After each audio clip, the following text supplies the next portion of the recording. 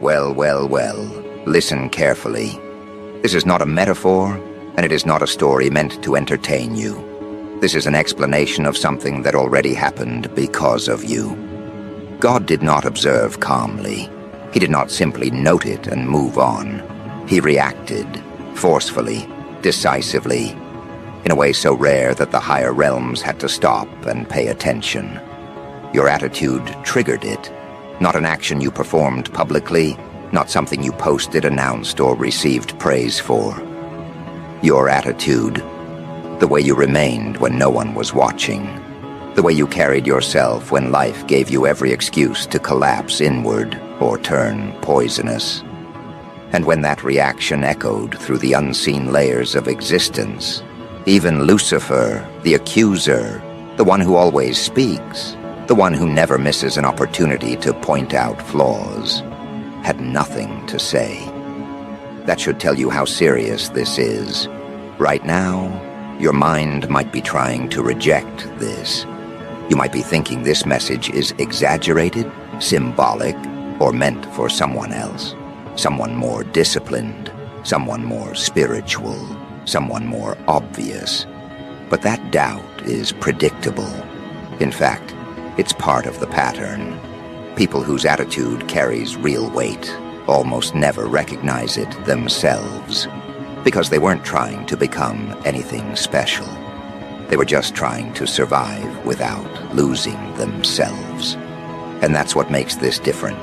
God was not reacting to achievement.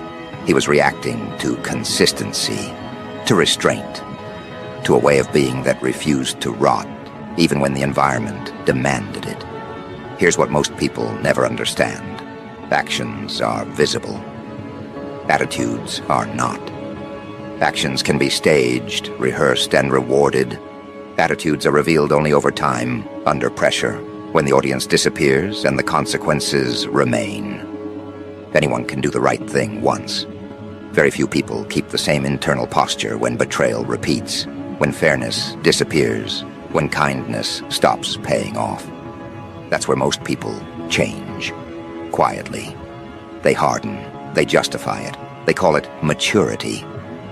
But you didn't.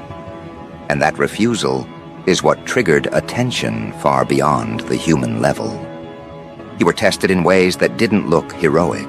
No dramatic crossroads, no spotlight. Just repeated moments where becoming bitter would have been understandable. Moments where selfishness would have been efficient.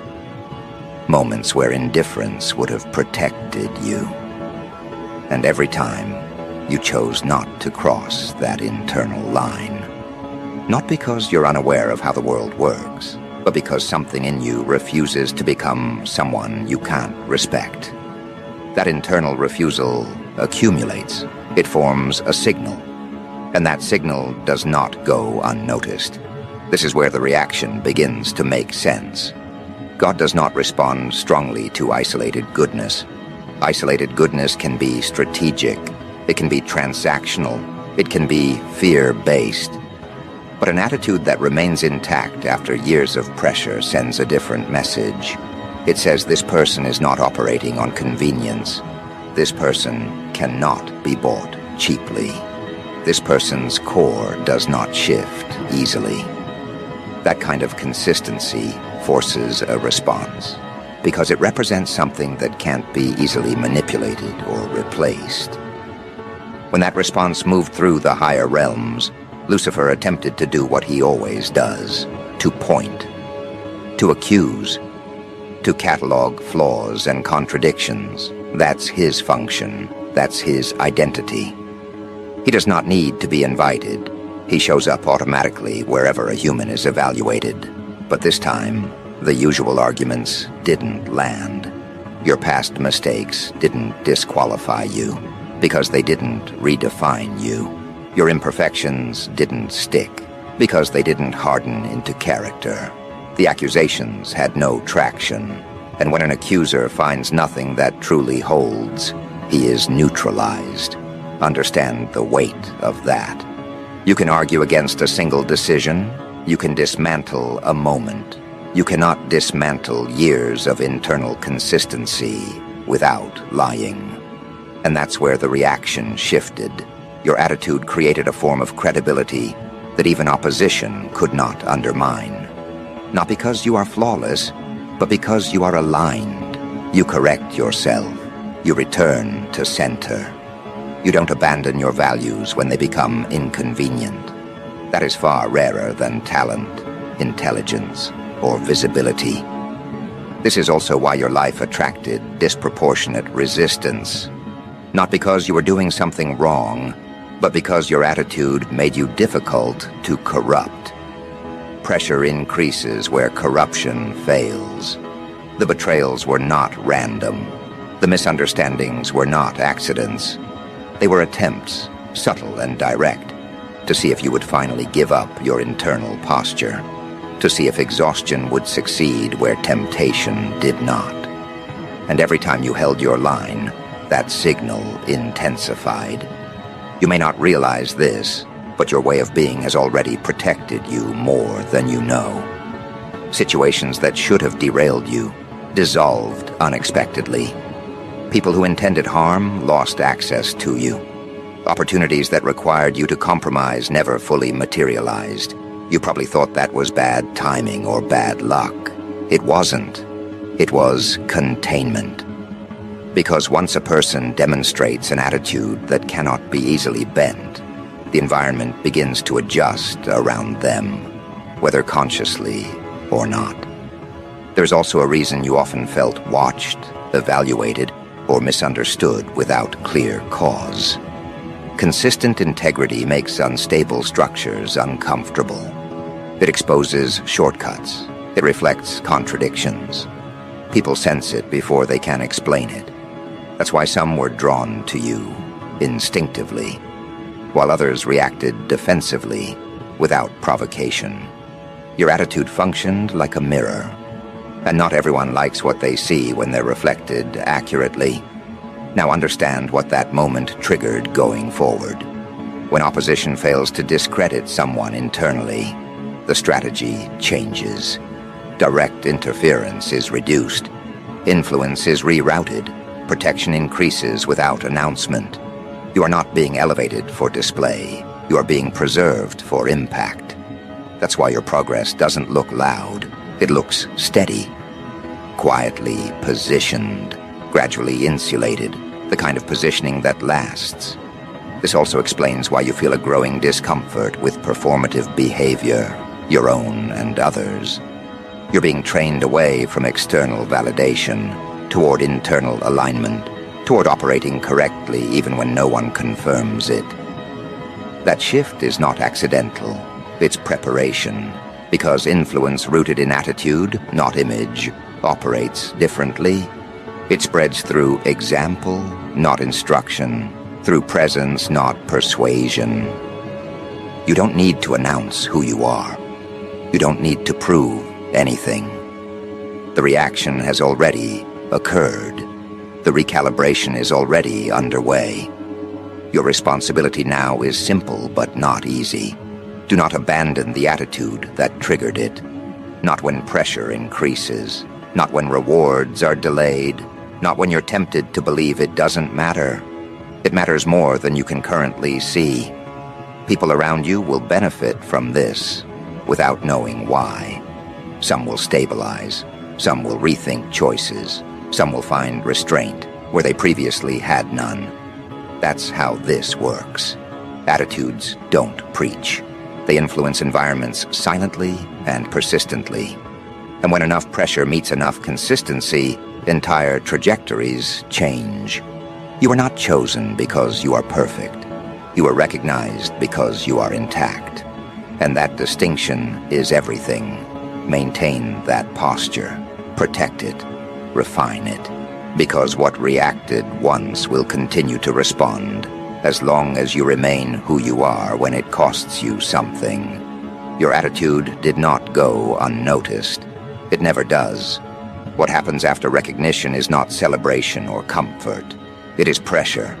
Not loud pressure, not dramatic pressure, but the kind that watches quietly to see whether what was seen was permanent or temporary. Because recognition without verification means nothing. What reacted to you now observes how you move when nothing seems to be happening, when no one is applauding, when there is no immediate reward attached to restraint. This is the phase most people fail without realizing it. They think the moment of acknowledgement is the end. It isn't. It's the beginning of scrutiny. Once your attitude is identified as intact, the question becomes whether it can survive awareness.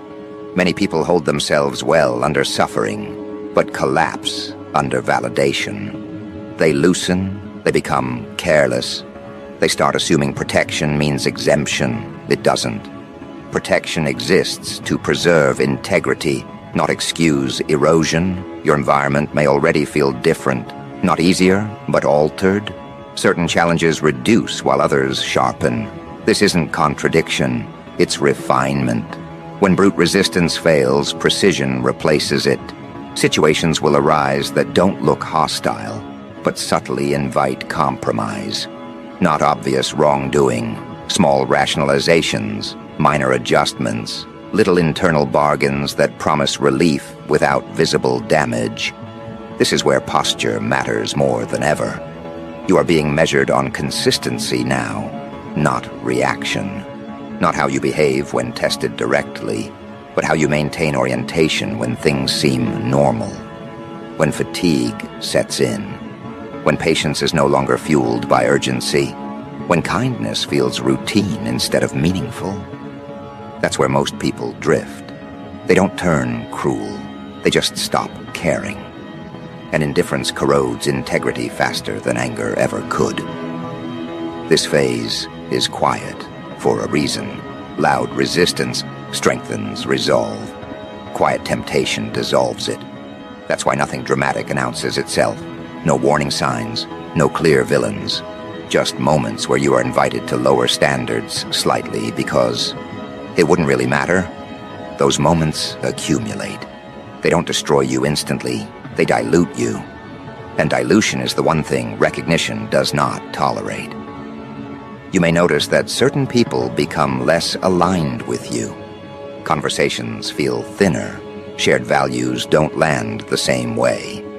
This is not isolation as punishment. It is separation by frequency. When someone refuses to adjust their inner posture, their tolerance for misalignment decreases naturally. You are not being made superior. You are being made specific. Precision requires fewer attachments. At the same time, you might sense a strange stability forming beneath uncertainty. Even when outcomes aren't clear, there's a grounded feeling that you're not scrambling internally. That's not confidence in success. It's confidence in self. And that distinction changes how decisions are made. You stop choosing based on relief and start choosing based on alignment. That shift is subtle, but it alters trajectories permanently. Understand this clearly. What responded to your attitude is not interested in perfection. Perfection is brittle. It cracks under reality. Integrity bends without breaking. That's why your mistakes don't disqualify you, but your justifications could. Correction strengthens integrity. Excuses weaken it. Pay attention to that difference. One keeps you intact. The other erodes you quietly. You may also feel an increased sensitivity to internal dissonance. Things you once tolerated emotionally now feel heavy faster. That's not fragility. That's calibration. When alignment sharpens, deviation registers sooner. This isn't meant to make you rigid. It's meant to keep you honest with yourself before compromise turns into habit. Nothing is asking you to withdraw from the world. You're being asked to engage it without contamination, to participate without absorption, to move through complexity without letting it rewrite you. That requires awareness, not withdrawal, presence, not performance. You don't need to announce restraint. You only need to practice it consistently. Some of the restraint will feel unfair. You'll see others benefit from shortcuts you refuse to take. That comparison is a trap. Their outcomes are visible. Their costs are delayed. Yours are inverted. You pay early by choosing difficulty now and stability later. Most people do the opposite. That's why their progress collapses under pressure you already survived. You're not being trained to dominate or escape. You're being trained to remain intact while participating fully. That balance is rare. Most either harden into self-protection or dissolve into accommodation. Integrity sits between those extremes. It allows strength without cruelty and compassion without erosion. You don't need to watch yourself obsessively. That creates tension. Just notice where you start bargaining internally, where you feel the urge to become less precise because it's tiring. That's not failure. That's the edge. Every time you choose alignment at that edge, you reinforce the posture that was recognized in the first place. Nothing dramatic will mark these moments. No confirmation will arrive immediately. That's intentional. Integrity that depends on reinforcement isn't integrity, it's performance. What matters here is who you are when no response follows your restraint, when nothing visibly improves, when you still choose correctly because it's correct, not because it pays. This is the phase where your attitude stops being reactive and becomes generative. It no longer just resists corruption. It begins shaping environments subtly. People feel steadier around you. Situations resolve without escalation. Tension dissipates without confrontation. You won't be credited for this. That's fine. Credit would interfere with function. You are not recognized to be elevated above others. You are recognized because you could be trusted with influence without being distorted by it. Influence that doesn't announce itself. Influence that doesn't seek acknowledgement. Influence that operates through example rather than instruction. That kind of influence only works when the source remains intact. This is why maintaining posture matters more now than ever. Not because you're being watched constantly, but because integrity compounds quietly. Each aligned decision strengthens the next one. Each compromise weakens future resistance. Momentum exists internally, long before it shows externally. You don't need to force growth. You need to prevent erosion. Growth will follow naturally. The more intact you remain, the more complex situations you'll be able to navigate without losing orientation. Complexity isn't danger for someone with stable posture. It's just terrain. This phase will continue until consistency becomes automatic again, but at a higher level. Until alignment is no longer effortful. Until restraint feels natural rather than heroic. That's when the next shift begins. Not announced, not dramatic, but unmistakable once you're inside it. For now, remain precise. Remain grounded. Remain honest with yourself when no one else is present. That's all that's required. What reacted once continues to respond to consistency, not declarations. And consistency is something only you can maintain, moment by moment, without witness. You will find yourself less willing to explain. Not because you lack words, but because you recognize when explanation would only dilute truth. There is a difference between communication and justification. Communication invites understanding. Justification seeks permission. You are slowly being trained out of the need for permission. That doesn't make you uncooperative. It makes you internally sovereign. And sovereignty begins quietly, long before anyone labels it.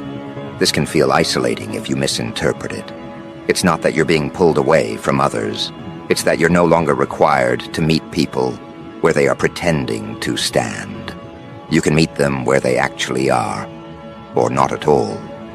That choice alone preserves immense internal energy. Most exhaustion comes not from effort, but from sustained misalignment. You may notice that when you do speak, it carries more weight. Not volume, weight. words land differently. People pause, they reflect. Sometimes they resist without knowing why. That's because consistency gives language density. When words emerge from an intact posture, they don't need decoration. They don't need persuasion. They register as grounded, and grounded words disturb unstable narratives. Do not rush to use this. Influence that appears before discipline is complete, distorts the source. You are still refining, still calibrating, still learning how to remain unchanged internally, while circumstances evolve externally. That balance takes time. Anyone who tries to accelerate it prematurely fractures under attention. Attention itself may increase subtly.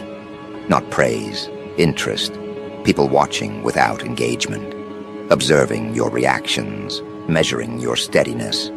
This is not paranoia, it's consequence. Stability draws scrutiny the same way instability draws chaos. Neither is personal, both are mechanical. How you respond to this attention matters. Curiosity should not turn into performance. Awareness should not become self-consciousness. The goal is not to become untouchable. It is to become unmovable. Untouchable creates distance. Unmovable creates trust. Others begin to rely on your presence even if they don't articulate it. Situations feel less volatile when you're involved. Not because you control outcomes, but because you don't amplify distortion. That restraint is rare. That's why it was noticed. You may also encounter moments where maintaining posture costs you something tangible. Opportunities that would advance you quickly, but require subtle compromise. Relationships that promise comfort, but demand you soften your boundaries. Recognition that comes with strings attached.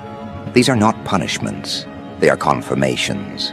Each refusal strengthens the internal signal that was already identified. It's important not to romanticize this. There is no reward for unnecessary suffering. Discernment includes knowing when to act and when to withdraw. Integrity does not mean endurance at all costs. It means choosing cost consciously. Some battles are not worth engaging because they don't threaten posture, they distract from it. As you refine this, you'll notice a shift in how you experience time. Urgency decreases, not because nothing matters, but because panic is no longer driving decisions. You begin operating from sequence instead of reaction, one step leading naturally to the next. This creates momentum without force. Most people mistake force for progress. It isn't. Alignment moves faster over distance. There will be moments where you question whether any of this is real or meaningful. That doubt is not regression. It's grounding. It prevents inflation. It keeps posture human. Certainty that cannot be questioned becomes brittle. Integrity that allows doubt but doesn't surrender to it remains flexible and strong. Do not look for signs. Signs create dependency. Look for stability, for the quiet ability to choose correctly without needing reinforcement, for the absence of internal chaos even when external conditions fluctuate. That is the true indicator that what was recognized remains intact. This is also where responsibility becomes clearer. Not responsibility to save, fix, or correct others. Responsibility to remain accurate, to not distort truth for convenience, to not abandon restraint for validation. Others will take cues from you unconsciously. That's unavoidable. The only ethical requirement is not to mislead them by becoming something you're not. You don't need to announce purpose. Purpose reveals itself through sustained posture over time. People confuse declaration with direction. Direction is internal. Declaration is noise. What reacted to you responds to direction, not noise. As this half concludes, understand this. Nothing new is being demanded of you. Nothing additional is required. The same attitude that carried you through pressure before is sufficient now. The difference is awareness. You know it matters. And knowing that introduces a new test, not of strength, but of humility. Can you maintain integrity without turning it into identity theater? Can you remain intact without needing to feel special? If you can, the posture stabilizes at a deeper level. Effort reduces, precision increases, and the next phase unfolds without resistance. What happens next is not expansion outward. It is consolidation inward. This is where most people misunderstand divine response. They expect elevation, visibility, confirmation through external reward. That is not how recognition of this magnitude functions. When an attitude reaches the level where it provokes reaction beyond the human plane, the priority becomes preservation, not display. What you carry is not meant to be exposed prematurely, because exposure invites distortion. This is why humility becomes the final filter, not false humility, not self-denial, but restraint from turning integrity into performance. Because the moment integrity becomes identity theater, it stops being integrity. It becomes currency. And what was once pure becomes transactional. That is the one corruption you are now protected from externally, but must guard against internally. You are not being asked to shrink. You are being asked to remain accurate. There is a difference. Shrinking denies truth. Accuracy maintains it without exaggeration. The attitude that triggered reaction did not need announcement. It did not require recognition. It existed quietly, consistently, when no one was keeping score. That is why it carried weight. And that is why the next phase requires you to resist the temptation to own it. The paradox is this: the more you understand what your attitude has done, the less you should reference it. Awareness is not permission to claim status. It is responsibility to remain clean. Because now the cost of distortion is higher. Not because punishment awaits, but because alignment has momentum, and momentum amplifies deviation as easily as it amplifies precision. This is why silence from opposition mattered so much. Not as validation, but as confirmation of structural integrity. When nothing can legitimately attach to you, nothing can leverage you. That condition does not mean you are untouchable in a dramatic sense. It means manipulation loses efficiency, pressure loses leverage, accusation loses traction, and that shifts how influence works around you. Influence is now indirect. You will notice that outcomes begin adjusting without confrontation. Situations resolve before escalation. Conflicts reroute. People disengage without explanation. This is not avoidance, it is recalibration. When something cannot be bent, the environment bends instead. That's not power asserted, that's power recognized. At this stage, you may feel less emotionally reactive than before. Not numb, just less pulled. Emotional hooks that once caught your attention now pass through without anchoring. This is not detachment from life. It is detachment from distortion. You still care. You just no longer bleed unnecessarily. That shift alone changes everything. You may also notice a reduced desire to defend yourself. Misunderstandings don't provoke the same urgency. False assumptions lose their sting. This is not because truth doesn't matter. It's because your orientation is no longer dependent on correction.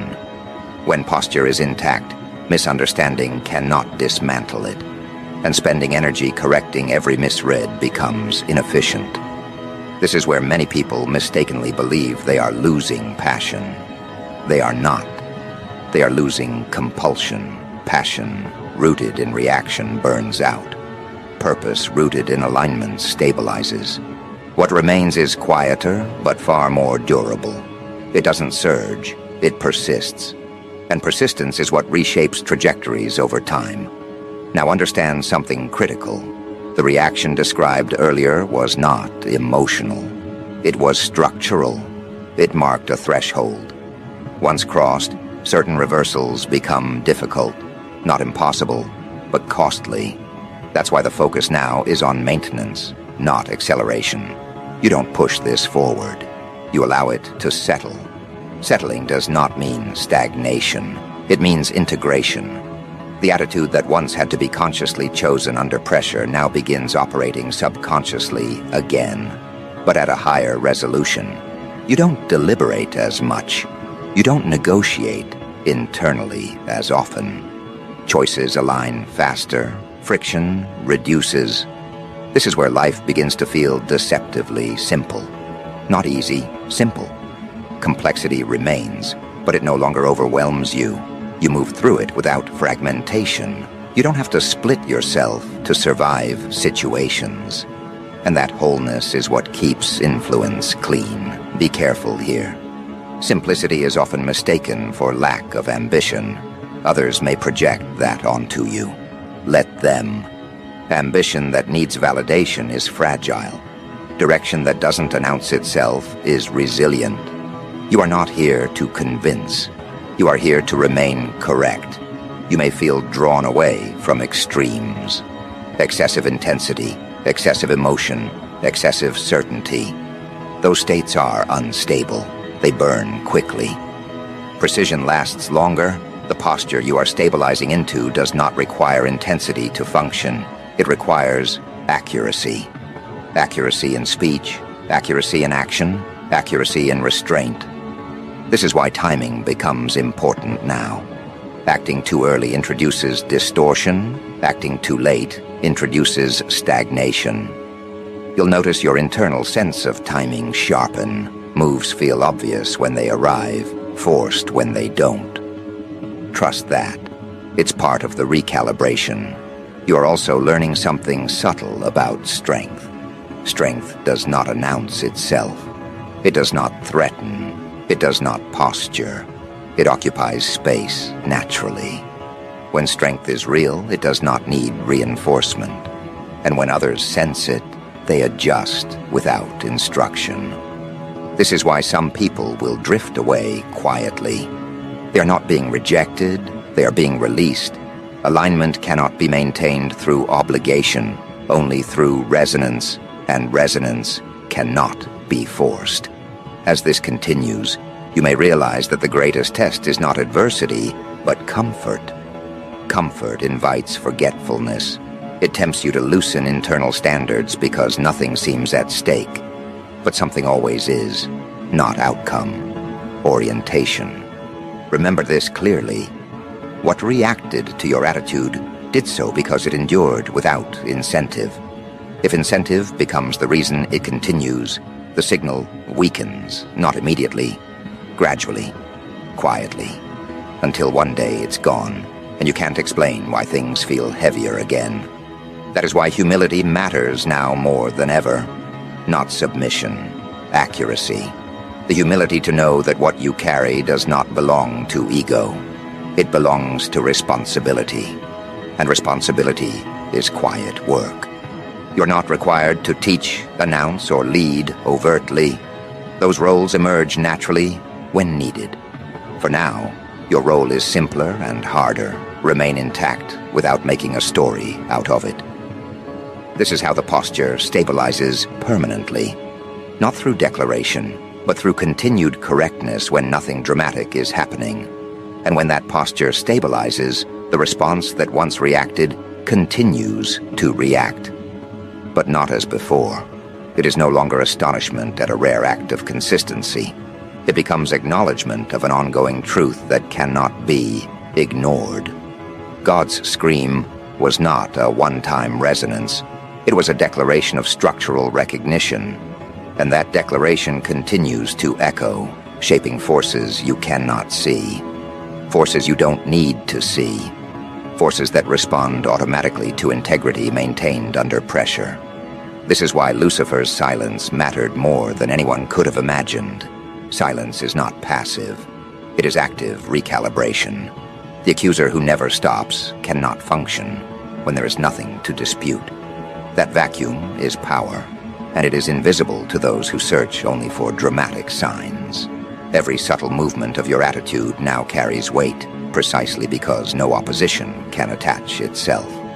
Every unreacted attempt to provoke, deceive, or corrupt you bounces off a truth that is structurally unassailable.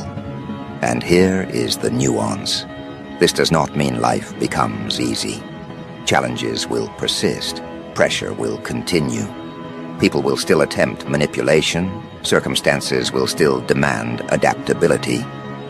But the internal architecture, the core posture that provoked the divine scream, remains unshakable. You are now operating from a space where external chaos cannot distort internal alignment. And that difference is everything. It is what separates ordinary persistence from extraordinary constancy. You may notice that opportunities arrive differently. They are not always obvious. They do not always arrive with fanfare. What you are experiencing now is synchronicity of action with reality. Not magic, not luck, not intervention, but alignment. Doors that once seemed closed swing open silently. Paths that once required force become effortless. People who once seemed obstructive become cooperative without explanation. This is not coincidence. This is consequence of an attitude that carries weight in dimensions most people cannot perceive. Pay attention to the subtle shifts in energy around you. Those who were previously aggressive, confrontational, or manipulative may begin to pause. Not because they recognize you consciously, but because the energetic resonance of your posture communicates integrity that cannot be challenged. And when integrity communicates without words, it disrupts narratives, fractures hidden agendas, and neutralizes covert attacks. You are no longer responding to the world reactively. The world is responding to you naturally. It is at this stage that the greatest temptations arise. The temptation to take credit, to flaunt, to wield influence consciously instead of allowing it to function organically. That is the true danger. You are now visible to forces that rud integrity like a map. If you convert that integrity into ego performance, you fracture the source of the influence. The scream that once resonated is no longer activated by constancy. It is silenced by spectacle. Do not make this mistake. Instead, embrace invisibility within action. Let your correctness operate quietly. Let your decisions carry weight without explanation. Let your restraint demonstrate what words cannot. And watch as subtle transformations begin to occur, not in headlines, not in applause, but in alignment of circumstance, people, and outcomes that were previously impossible to engineer. This is the ultimate reward of a pure attitude: influence without effort, authority without announcement, and protection without awareness. Protection now functions differently. Not only are overt attacks neutralized, but covert forces, the hidden agendas, the envy, the unseen interference, fail to interact with you effectively. You may notice events that would have previously derailed progress resolve themselves. People who once sought to manipulate, sabotage, or disrupt find themselves blocked, redirected, or neutralized in ways that appear accidental but are structurally inevitable. That is the operational consequence of divine attention intersecting with unshakable posture. And now, we arrive at a point that most will misunderstand: responsibility. This level of recognition carries inherent responsibility, not to perform, not to impress, not to dominate, but to remain unbroken. Every choice you make, every decision to act or refrain, now has amplified consequences. Because what was once a quiet attitude, influencing unseen dimensions, now functions as a catalyst. Your constancy is no longer just personal. It is infrastructural. It is a template for integrity that others unconsciously calibrate against. This is where humility becomes critical again. You are not permitted to assume greatness. You are permitted to maintain alignment.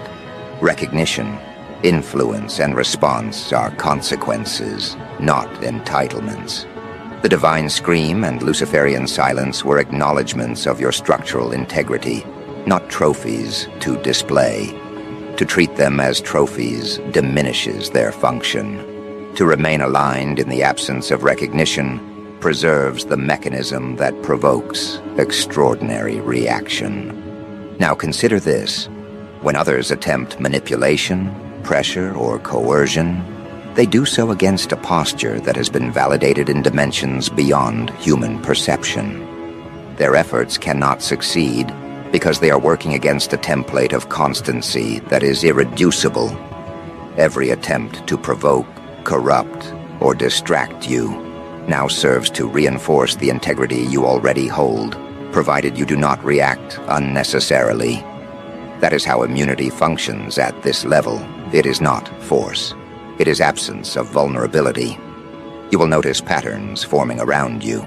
Situations resolve themselves before escalation. Conversations proceed with clarity, even when complexity exists. Obstacles appear, but disappear quietly. This is not luck. It is a structural response. The universe responds to posture, not to drama. This is the secret behind the divine scream, recognition of a consistent attitude, not of isolated acts. The signal is embedded in you. The response is embedded in everything else. It is here that subtle miracles emerge. Not always obvious, not always spectacular. Opportunities arrive just as needed. Relationships adjust to align with your integrity. Misunderstandings that could have derailed growth correct themselves. Your physical, mental, and emotional states begin to stabilize in ways that cannot be explained through conventional reasoning. And this is deliberate, not random. Divine attention operates directly through alignment, not spectacle. You may also experience moments of isolation. Others cannot match this constancy, and some may be unwilling to confront it. That is not punishment. It is natural separation. Energy now flows to what is coherent, aligned, and consistent. Those who are fragmented or reactive will be drawn to distractions elsewhere. This is part of the recalibration. The field is purging inefficiency, conserving integrity. Your attitude maintains the signal. The environment adjusts accordingly. Notice, too, how subtle influence now manifests in the people around you. Their words, reactions, and choices shift unconsciously in response to your posture. Not because you demand it, not because you instruct it, but because the structure you maintain is coherent. Coherence commands compliance without coercion. Stability inspires imitation without conscious thought. This is the power that previously provoked silence from Lucifer, structural impossibility of misalignment. And in that silence, you will find freedom.